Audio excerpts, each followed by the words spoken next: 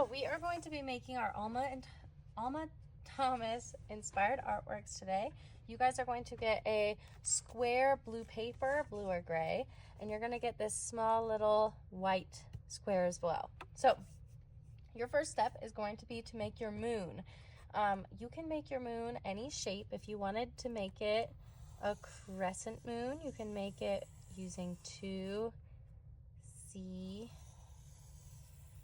shapes and then cutting this out and gluing it, or you can just make it a little circle. Okay, once you have your shape, I'm going to cut it out. So I'll take my circle. Then you're going to take who I call SpongeBob. Ta-da! And you're going to take your circle and you are going to glue it. So you press it to the sponge. You never touch it to the pools of glue everywhere. Once you've touched it to the sponge and you take it off, there should be plenty of glue to glue it down. You can put this anywhere you want on your artwork. I'm just going to put it right in the center. You are going to be getting these little quick sticks. These are paint in a stick. They're kind of awesome. So when you are using these, I love to use these because they're easy, they dry very fast, and they give us a nice quick line. So it's tempera cakes basically in stick form. You're going to be taking your moon and you're going to be going around your moon with dotted lines. And you can do 1 row of your color, you can do 2 rows of your color that you choose, and switch is totally up to you. Just make sure that they are dotted. For each time you hit the edge of your paper, jump over to the other side.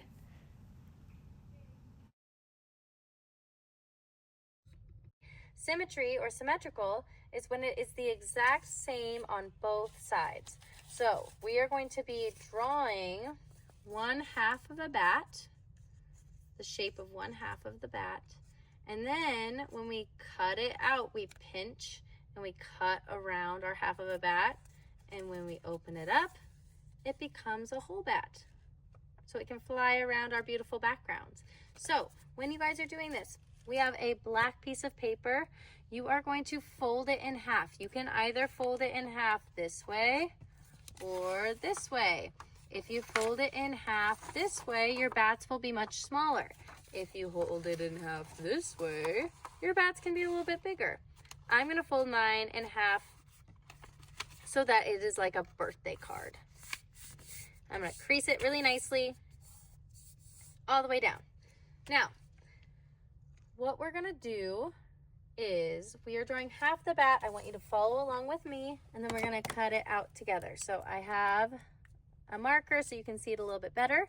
You are going to start with the top of a triangle, and we want to start on the folded side. If you draw on the open side, it's not going to work. Your bat's going to be cut in half, and that's going to be a big old bummer. So make sure if you are drawing, kind of check, is my pencil or marker going to get eaten because I'm on the wrong side? Then go to the other side, the folded side. I'm going to start with a top of a triangle, so up and down.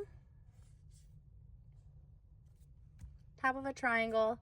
I'm going to scoop across like a frown line.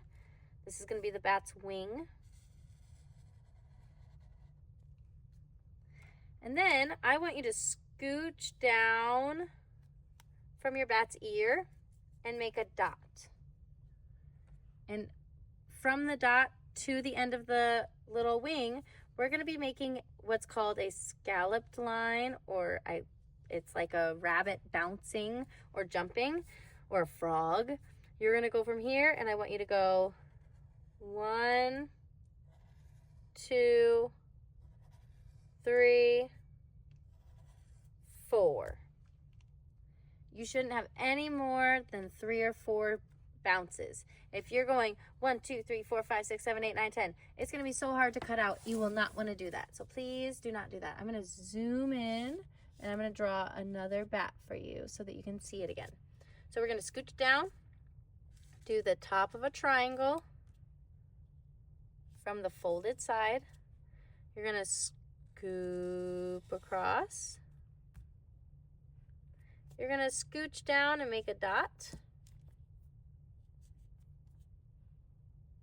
And I scooch down about 3 fingers down. We don't want it to be too close because it might be a little hard to cut out. And then again, we're going to bounce 1, 2, 3, 4. 1, 2, 3, 4. And then I'm going to do another one. You can make a bigger one. You can make smaller ones. You can kind of play around with the size variety. We want lots of different sizes of bats. I'm going to do a little guy. So top of a triangle, scoop across, make a dot, and then scoop 1, 2, 3. See, that one only has 3. And then if you have room, you can make another one.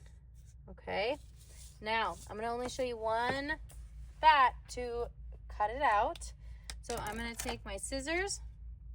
I'm going to pinch my paper.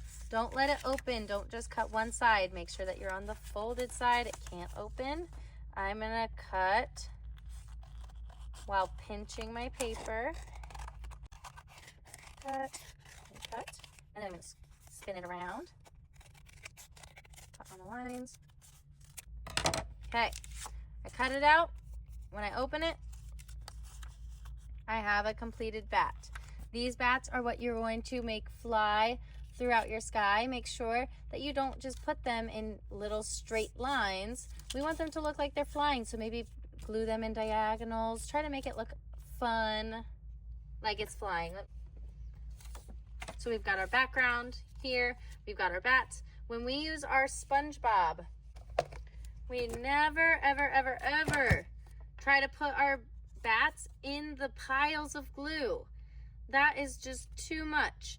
The whole point of having these glue sponges is that the sponge is full of glue. It soaks it up.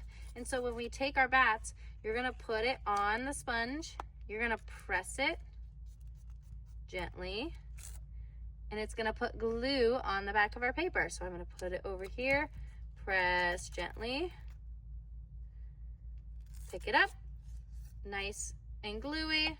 And you're going to put it on your background to make it look like it's flying around with the others. Don't remember, you guys can make some of them overlap. You can go diagonal, horizontal. Make sure it looks nice and with movement. All right, that is how you complete your art project.